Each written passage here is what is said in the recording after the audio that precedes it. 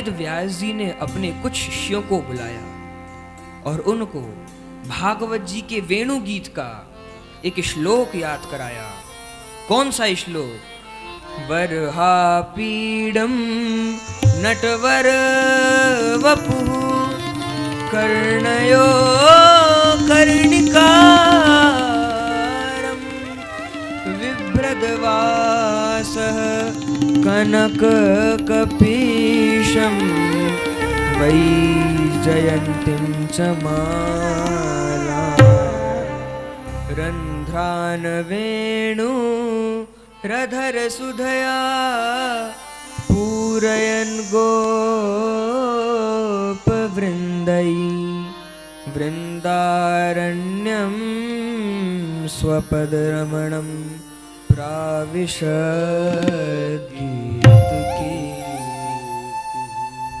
इसमें भगवान की दिव्य रूप माधुरी का वर्णन है। भगवान गैया चराकर लौट रहे हैं संध्या समय। बड़ी दिव्य झांकी का वर्णन है। ये श्लोक अपने सभी शिष्यों को याद कराया और शिष्यों को वहीं भेजा जहां पर श्री सुखदेव जी महाराज रहते थे।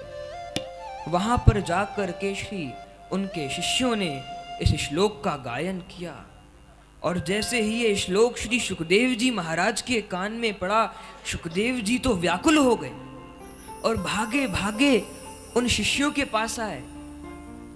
शिष्यों को कहा, भैया एक बार और सुना दो इस श्लोक। शिष्यों ने एक बार और सुना दिया। भैया एक बार और सुना दो।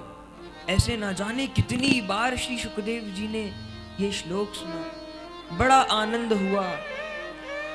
फिर सभी शिष्य लोग लौट के आ गए। सुखदेव जी अपनी कुटिया पर आ गए। तब व्यास जी ने अपने शिष्यों से पूछा, भैया इस श्लोक का कुछ प्रभाव हुआ या नहीं? शिष्यों ने कहा, महाराज श्लोक ने तो बहुत बढ़िया काम किया। हमने जैसे ही श्लोक सुनाया, सुखदेव जी तो व्याकुल हो गए और हमसे ना जाने कितनी बार ये श्लोक सुना। श्लोक ने तो बड़ा काम किया। व्यास जी महाराज को तो मानो सुखदेव जी की नस पकड़ में आ गई। व्यास जी महाराज ने फिर अगले दिन अपने शिष्यों को एक और श्लोक याद कराया। बोले, इस श्लोक में भगवान की दयालुता का वर्णन है। अहो बकीयम स्तनकालकूटम जिह्वासयापाययदप्यसाध्वी लेभे गतिं धातृचितां ततोऽन्यं कं वा दयालु शरणं व्रजे। इस श्लोक में भगवान की दिव्य रूप माधुरी का वर्णन है।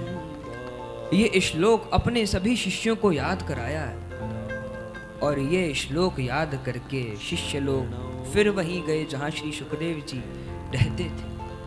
और जैसे ही अब की बार तो शिष्यों ने इस श्लोक का गायन किया, मानो श्री सुखदेव जी के हृदय पर बरछी सी लगी हो।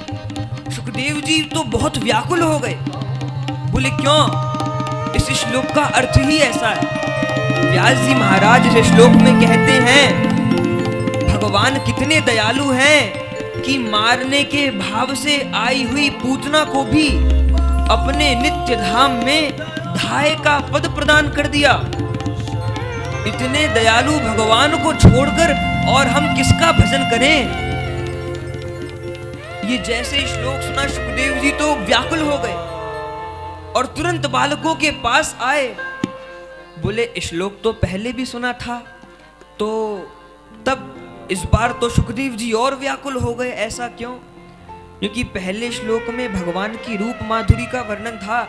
सुखदेव जी को बड़ा आनंद आया, लेकिन सुखदेव जी ने मन में विचार किया कि अच्छा है, जिन भगवान के ये गुण गा रहे हैं वो भगवान बहुत सुंदर हैं, लेकिन संसार में प्रायः देखा जाता है जो बहुत सुंदर होते हैं वो ज्यादा दयालु नहीं होते, उनमें दया की कमी रहती है।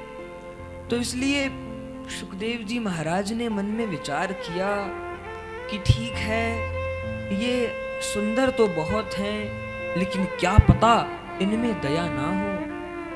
और वास्तव में तो हम जैसे जीवों को भगवान के दयालु स्वभाव से ही काम है। मेरे गुनाह लाखों इस और देखिए ना, कितने किए हैं साधन मुझसे ये पूछिए ना। मेरा पक्षपात करके अपराध माफ कीजिए, हे स्वामिनी जो मेरा कुछ तो ख्याल कीजिए। कहीं देर में श्री राधा अंधेर ना हो जाए, यूं ही पुकार करते जीवन ना बीत जाए। यूं ही पुकार करते जीवन ना बीत जाए, हे स्वामिनी जो मेरा कुछ तो ख्याल कीजिए। मैं कुछ न कह सकूंगा, न हिसाब मेरा लीजिए। मेरी दौड़ आप तक है, विश्वास आप पर है। जब द्वार पे पड़ा हूं तब क्यों करूं फिक्र है। गौरदास बेफिक्र है, जो चाहे आप कीजिए। तो वास्तव में हम जैसे जीवों को तो भगवान के अकारण करुण स्वभाव से ही काम है। हम जैसे जीवों का गुजारा भगवान के किसी और चीज से नहीं हो सकता। हम लोगों के उद्धार की आशा तो बस भगवान के दयालुता से। तो श्री सुखदेव जी महाराज मन में विचार कर रहे थे कि ठीक है, ये लोग बहुत सुंदर हैं, लेकिन हमें तो भगवान की दयालुता से काम है। तो क्या पता ये इतने दयालु ना हो।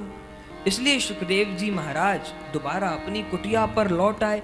लेकिन आज जब श्री सुखदेव जी महाराज ने भगवान की दयालुता के संबंध में श्रवण किया कि जो मारने के भाव से आई हुई पूतना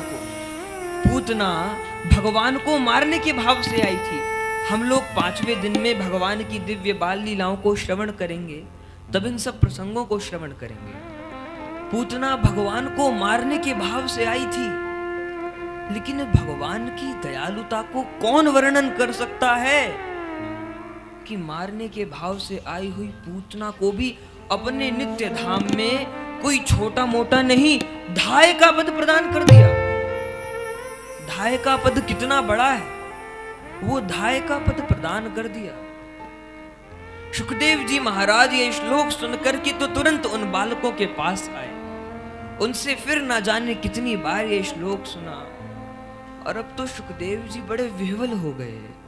सुखदेव जी कहने लगे, भैया ये इतने दिव्य दिव्य श्लोक तुम लाते कहां से हो?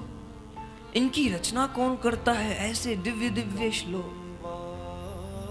बालकों ने कहा, महाराज ये तो हमारे गुरुदेव की रचना है। अच्छा, आपके गुरुदेव कौन है? तब सभी शिष्यों ने बताया, हमारे गुरुदेव का नाम है अनंत श्री संपन्न श्री 1008 श्री श्री वेदव्यास जी महाराज। ये हमारे गुरुदेव हैं, और उन्होंने ऐसे 1-2 नहीं 18,000 श्लोकों की रचना करी है।